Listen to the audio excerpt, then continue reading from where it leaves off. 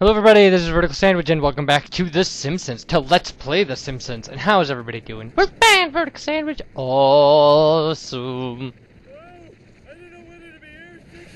So Homer doesn't know whether to be airsick or seasick. So this is seasick. This is our airship. That's the complicated sentence I'm trying to say. Flying boat! A flying boat? What's next? An underwater plane? Alright. It was not very comic book guy-ish. Well, that doesn't matter because I'm not doing very comic book guy impression. So, anyway, what we're going to do is knock these sky sumos off the plane. That's the point. What they'll do is they will run around and shut off airplane engines. So, and it'll be our job to kill them. Knocking them over the edge is the easiest way to kill them, if you can manage that. And Homer's kind of get big and dash ability is pretty useful. It also helps you move a lot faster. So that's the first wave. There's going to be 3 waves of them.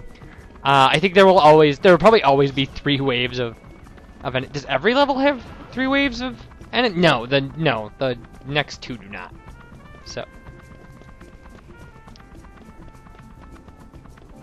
So yeah, and they'll give you a little time in between waves to turn engines back on and stuff if you need it. I would suggest you try to keep them all on. The 3rd wave, they'll shut down the engines way quicker. There'll be a few more of them, and they'll shut down the engines quicker. They won't be much harder. The 3rd wave is not much harder than the 1st wave. But what works for me is kind of running around in a square from engine to engine. Just making sure that they're still on and things like that. Alright. And the levers will glow from a distance if you need to turn the engine back on.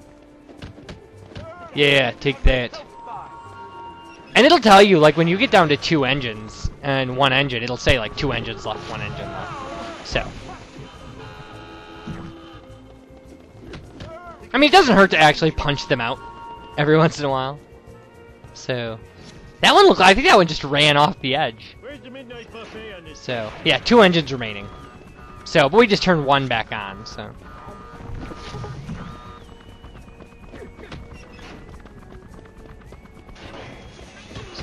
And I don't worry about the one in the middle at all. Like, actually, up until this playthrough, I hadn't really even thought about the fact that there was one in the middle. Like, I usually just deal with the 4 on the outside. And they can shut down the one with the middle, or shut down the one in the middle all they want, as far as I'm concerned. Because that one's so out of the way. I mean, it's so... And it's in the middle of a bunch of Sky Sumos, like, because there'll always be some of them grouped in the middle. It's like we're doing the opposite of their strategy. Their strategy is to stay in the middle, and our strategy is to stay on the edge. So... But you can, I mean, you can turn the one in the middle back on if you want. Like I said, it's just not something that I'm going to worry about. So, you also can not worry about it if you don't want to. So. And like I said, the 4 on the outside make a really good, almost track. Like, you know, you could run laps around the ship on the spaces between those. So. Where's the midnight buffet on this thing? Wow, we almost didn't it almost didn't let us hit him. And I would, especially at this, like, because they've already shut down 2 engines, I would, at this point in the game, I would almost exclusively stay to the area we're talking about. What, did he just run off the edge? He did. Oh, awesome. Like, because they're gonna shut down engines so fast now that you always want to be at least protecting 1 engine and then, like, moving on. Just making sure that, you know, I'm not taking my own advice, but...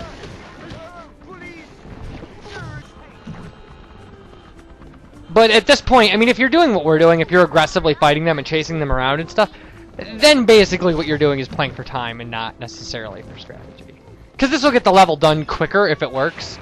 But there's also a higher possibility that they will be able to get to all of the engines. You can, theoretically, too, just play one of these walks back in, like, you know, just watch between the 2 engines. Stand in front of one and watch the other one. And you'll eventually run into them. I mean, they'll eventually have to come over to shut down those engines. It's not. But see what I did just there, like turning into the ball and dashing really quick to get to the engine switch? That's a really effective strategy for moving quickly. See, like that. I don't know where our last guys are. Oh, there's a couple. Wow.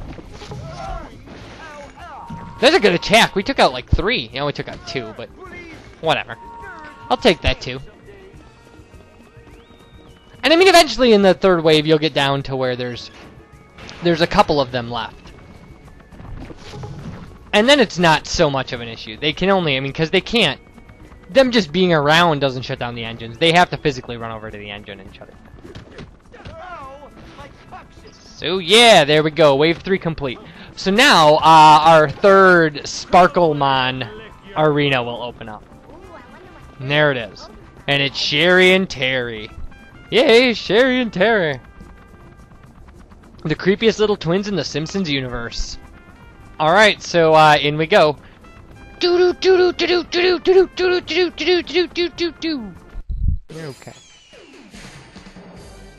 Alright.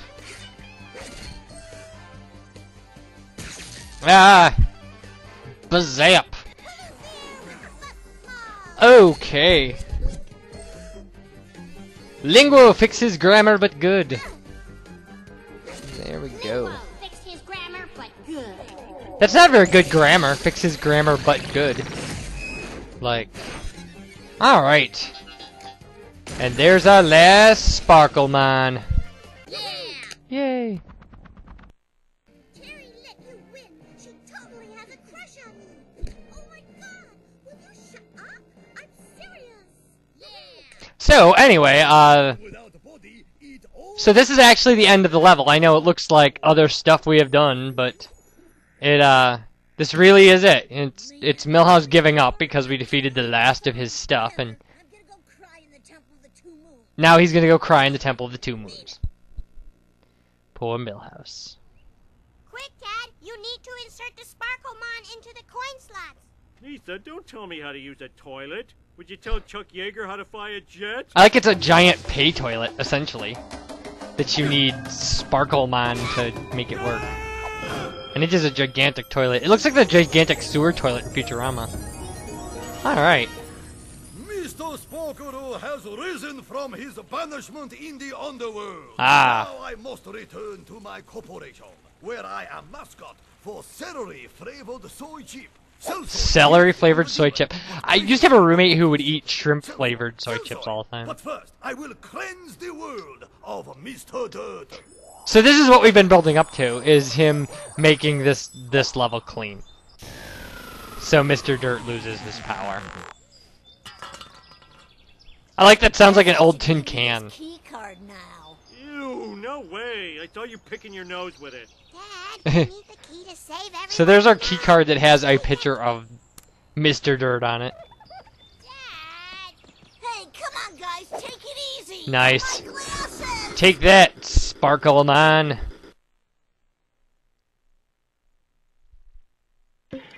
Alright, so here we are. We got all of that done. And this video is going to be short if I don't do something else. So we'll start up the next level. We won't probably play any of the next level, but we'll certainly start it. So, the next one we're going to do is the World War II level. Yes, it's got to be the World War II level, that's right. It's hard for me to remember what war Grandpa's in, because he's variably old. Like, it depends on, you know, when... Listen up, youngsters. We have All received right. intelligence that the Krauts are due to invade the beloved French township of Ville de Saint-Capitulons. I don't need to tell you that this town provides the snails that feed the entire French resistance. If Saint-Capitulons falls, the resistance will be so hungry for snails, they'll turn around and fight for the bad guys. Oh, I've seen it happen before. Yeah. You will parachute out of a UB-40 Red Wine flying fortress over Saint-Capitulons, where you'll have to locate me and Private First Class Burns for further instructions. Yeah, this is very Good luck. offensive to the You guys French. are my favorite privates, and you know how much I love my privates. My privates mean everything to me. He loves his Please, privates. God, don't let anything happen to my privates. Alright. I can't look. I'm scared of heights. So here we go. Parachuting into Look now. a French town. Apparently. That name sounds surprisingly like capitulation. The war level should be a piece of cake. Okay. Wooden crate! Ah, the crate! As seen in everything! Alright. Rumsfeld's in charge? Okay. So there we go. Wooden crates. And we get to Uter here. And this happens. Take that, Frenchies! Sacre bleu! We are, how you say, finished. Everybody surrenders. Cause that's the joke. I'm France. I'm a scared girl. I don't like being bombed and attacked. Hey, knock it off. Okay. We're here to protect these cheese-eating surrender monkeys. Yeah, cheese-eating surrender monkeys. That's the Simpsons addition to making fun of French people. Although there's an old Muppet Show sketch where they like sing like "It's a Small World After All" or something, and it like goes around the world, and when you get to the part that's supposed to be France, everybody they're all frogs. And I was just like, when I saw that, I was just like, oh, it's horrible. They're all frogs and berets. Don't they teach you anything in school? It's the Civil War, duh. Okay, so Homer thinks this is a civil war. So we have to collect white flags.